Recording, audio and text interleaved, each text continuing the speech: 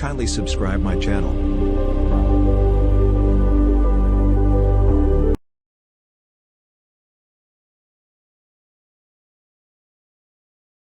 توبہ کی بنیادی 3 شرطیں. پہلی شرط یہ کہ آپ فوراً گناہ سے الگ ہو جائیں، پہلی شرط یہ. اور دوسری شرط یہ کہ شرمندہ اور نادم ہو کہ جو کیا ہے یا اللہ اس پہ شرمندہ ہے. اور تیسری شرط یہ کہ پختہ ارادہ کر لے کہ آئندہ نہیں کروں گا، آئندہ نہیں کروں. حدیث میں آتا ہے بنی اسرائیل کے اندر ایک شخص تھا جس نے 99 قتل کیے، 99 قتل کیے. اب اس کو احساس ہوا کہ یار اتنے قتل کیے ہیں، توبہ کر لوں. نبی کریم صلی اللہ علیہ وسلم فرماتے ہیں کہ وہ اللہ والوں کی ایک عابد کے پاس گیا، عبادت کرنے والا عابد. اس سے کہا کہ یار یہ ایسا ایسا معاملہ ہے، 99 قتل کیے ہیں، کوئی توبہ کا راستہ ہے؟ کہا تھا نہیں، 99 قتل کے بعد تو توبہ کا کوئی راستہ نہیں، ممکن ہی نہیں. ظاہر وہ عابد تھا، عالم نہیں تھا. عالم اس اسرار و رموز کو جانتا ہے، اللہ تبارک و تعالیٰ کی صفات کی معرفت سے واقف ہے. اب اس نے جب یہ دیکھا کہ یار بخشش تو ہونی نہیں، اس نے بھی مجھے مایوس کر دیا، اس نے سوچا 100 پورے کر لوں، اس کو بھی قتل کر دی، سینچری پوری ہو گئی. اب پھر بھی بے چین کہ یار توبہ کیسے ہو؟ تو کسی نے کہا یار یہ ساتھ والی بستی یہ اللہ والوں کی بستی ہے، یہ عالم لوگ وہاں رہتے ہیں، بڑے بڑے راہب، تو یہ وہاں جا، وہ تجھے بتائیں گے. اب یہ اس پر چل پڑا. ابھی راستے میں تھا کہ قضا آ گئی، اجل آ گئی، اس کی روح پرواز ہو گئی، مر گیا.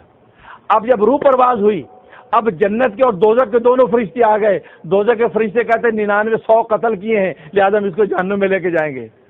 اور جنت والے فرشتے کہتے ہیں کہ یہ تو توبہ کی نیت سے گناہ سے الگ ہو گیا تھا، یہ تو توبہ کرنے جا رہا تھا، لہذا نیت اس کی سچی ہے، لہذا جنت میں لے کے جائیں گے. جھگڑا شروع ہو گیا. اب اللہ تبارک و تعالیٰ کے سامنے دونوں پہنچ گیا. رب ذوالجلال اس کو کہا جنت میں لے کے جائیں یا جہنم میں؟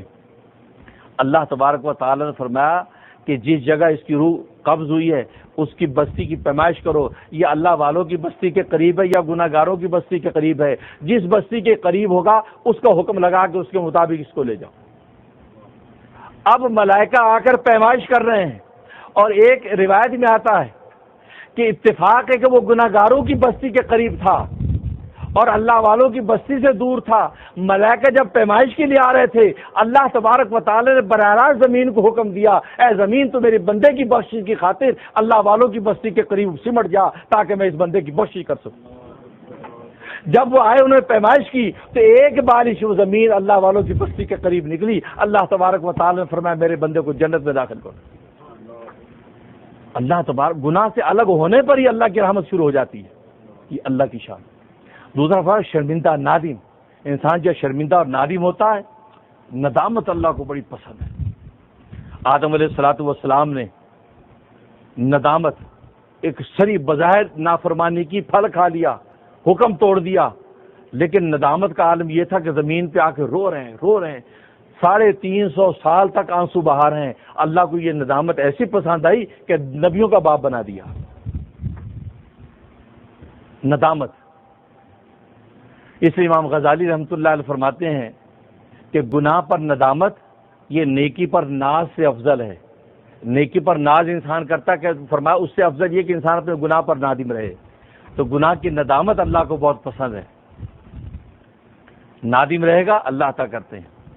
حدیث میں آتا ہے کہ بنی اسرائیل کا زمانے میں قحط پڑ گیا. حضرت موسیٰ علیہ السلام کا دور تھا، بارش نہیں ہے، قحط سالی ہے، لوگ پیاسے ہیں، مویشی تڑپ رہے ہیں، فصلیں خشک ہیں، ایک شور شرابہ. حضرت موسیٰ علیہ السلام کے پاس قوم ہے کہ آپ اللہ سے دعا کریں کہ بارش ہو جائے، قحط سالی ہے. تو موسیٰ علیہ السلام قوم کو جنگل میں لے گئے، اللہ سے دعا کی کہ یا اللہ یہ بارش برسا. نہیں ایسی بات نہیں، تیری حیثیت و وقت میری نظر میں گری نہیں ہے. اصل میں تیری قوم کے اندر ایک شخص ایسا ہے جو 30 سال سے گناہ اور معصیت کر کے میرا مقابلہ کر رہا ہے، وہ اس قوم کے اندر موجود ہے. جب تک وہ ان سے الگ نہیں ہوگا اس وقت تک میں بارش کی رحمت نہیں اتاروں گا.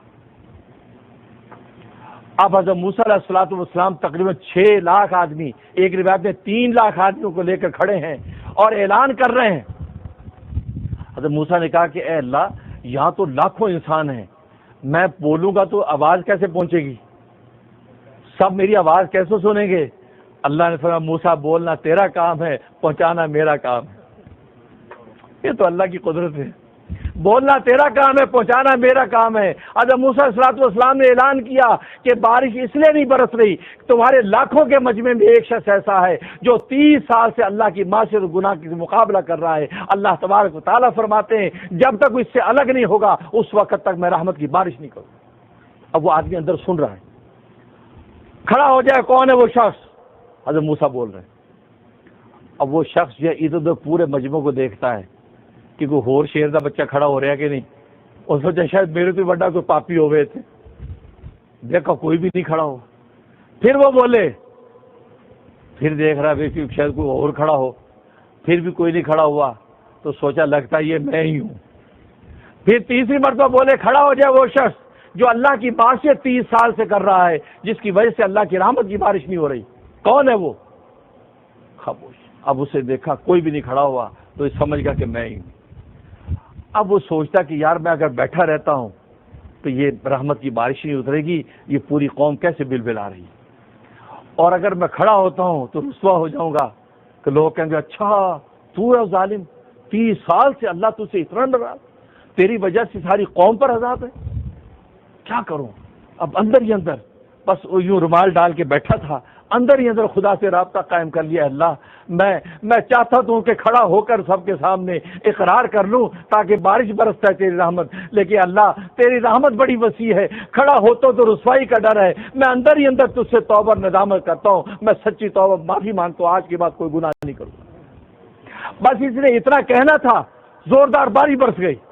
اب بارش موسلادھار جیسے برسی. موسیٰ علیہ السلام نے کہا رب ذوالجلال، ابھی کوئی آدمی تو الگ ہوا نہیں، ابھی مجمع سے آدمی تو کوئی الگ ہوا نہیں، اور آپ کی بارش برس گئی. اور جبکہ آپ نے کہا تھا کہ جب تک وہ مجمع سے الگ نہیں ہوگا اس وقت تک بارش نہیں برساؤں گا، یہ کیا ماجرا ہے؟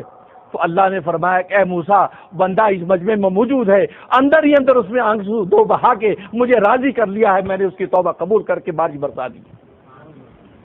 موسیٰ علیہ السلام بے قرار ہوئے، اے رب ذوالجلال مجھے دکھا تو صحیح کون ہے وہ آدمی، میں اس کو دیکھوں تو صحیح، میرے سامنے وہ آج رسوا نہ ہو. اللہ اکبر. اللہ کی شان تو ایسی ہے، ہم ندامت سے خدا سے مانگنا تو شروع کریں، ہمیں رسوا نہیں ہونے دے گا، اللہ معاف کر دیں گے. اور تیسری شرط، آئندہ نہ کرنے کا عہد کر لے، آئندہ نہیں کروں گا. بھلے آئندہ نہ کرنے کا موقع آئے نہ، پر عہد کر لے کے نہیں کروں گا. حدیث میں آتا ہے کفل، ایک کفل قرآن میں بھی ذکر ہے اس کا، ایک کفل نامی شخص تھا. نبی پاک صلی اللہ علیہ وسلم فرماتے ہیں صاحب حیثیت مخیر تھا، مالدار تھا. ایک ضرورت مند خاتون اس کے پاس آئی، بڑی حسین و جمیل خوبصورت صاحب حسب نسب والی عورت تھی، لیکن غربت افلاس کی وجہ سے اس کو ضرورت پڑ گئی پیسوں کی. کہا کہ مجھے ضرورت ہے کچھ پیسوں کی. اب جب اس نے اس کے حسن و جمال کو دیکھا تو اس بہک گیا. کہا کہ میں تمہاری مدد تو کر دوں گا لیکن میری حاجت پوری کر، مجھے تم اپنا بدن سونپ دو تو میں تیری مدد کر دوں گا.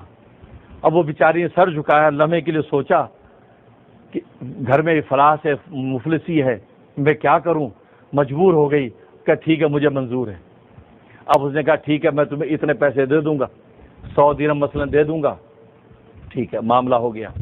نبی کریم صلی اللہ علیہ وسلم فرماتے ہیں اس کے بعد جیسے وہ اپنی جو ہے وہ اپنا عمل پورا کرنے کے لیے اس کے ٹانگوں کے اندر بیٹھا، جیسے اس کو لٹا کے بیٹھا ہے، اور اس وقت وہ عورت کانپنے لگی. جب کانپنے لگی تو کہہ کہ تو کیوں کانپتی ہے، کیا میں نے تجھ پہ ظلم کیا ہے؟ حالانکہ تیری مرضی پر میں نے اجرت مقرر کی، تیری مرضی اور تیری خوشی سے میں سب کر رہا ہوں، تو کیوں کانپتی ہے؟ کہا کہ مجھے اس پر کوئی اعتراض نہیں، میں اس لیے کانپتی ہوں میں نے زندگی میں کبھی یہ فعل بد نہیں کیا، میں نے اپنا بدن اپنے حلال شوہر کے علاوہ زندگی میں کبھی کسی کو دکھایا نہیں ہے.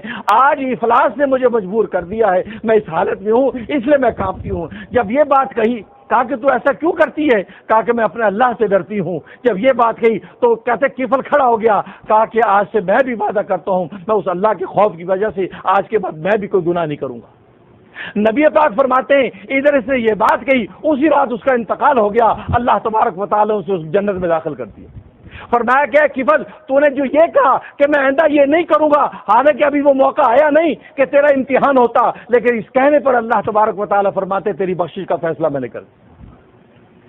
ہم اتنا عہد کر لیں کہ ہم آئندہ ایسا نہیں کریں گے، اور وہ موقع بھی آئے کہ نہ آئے، ٹیسٹ ہو کہ نہ ہو، اللہ تعالیٰ اس سے پہلے ہمارا بخشش کا فیصلہ کر دیتے ہیں. اللہ ایسے کریم ہے.